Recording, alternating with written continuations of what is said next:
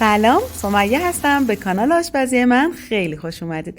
بریم با هم یه لوبیا پلو فوق‌العاده خوش عطر و خوش طعم و عالی درست کنیم. برای شروع یه دونه پیاز و نگینی ریز خورد کنید و داخل کمی روغن پیاز رو تفت بدید تا طلایی بشه. پیاز که سبک شد بهش کمی زردچوبه فلفل سیاه اضافه و 1-2 دقیقه تفت بدید.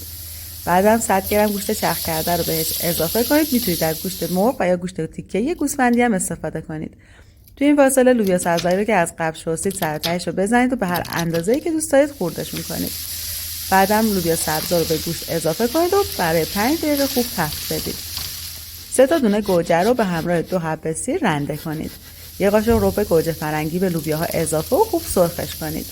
بعدم بهش پوره گوجه و سیر رو به همراه 1 لیوان آب اضافه کنید. در تاوه رو ببندید. نیم ساعت با حرارت ملایم زمان بدید تا آبش کشیده بشه.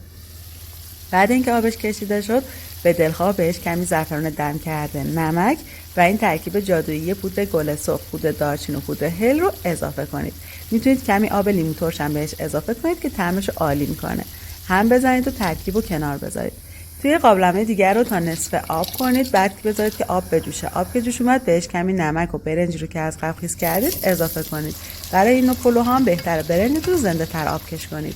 تهدیگتون رو ته قابلمه بچینید. چند تا کفگیر برنج و چند تا کفگیر از این ترکیب فوق‌العاده روش بریزید. دوباره برنج، در آخر یه قاشق کره بریزید. چند دقیقه حرارت رو زیاد کنید تا بخار کنه. بعد حرارت رو کم کنید. 40 دقیقه زمان بدید تا این لوبیا پلو خوشمزه‌تون آماده بشه.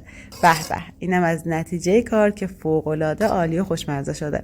دوستای عزیزم ممنون میشم که اگه از این ویدیو خوشتون اومد حتما لایکش کنید و اگه تا الان عضو کانالم نشدید حتما عضو بشید. مرسی که کنارم بودید.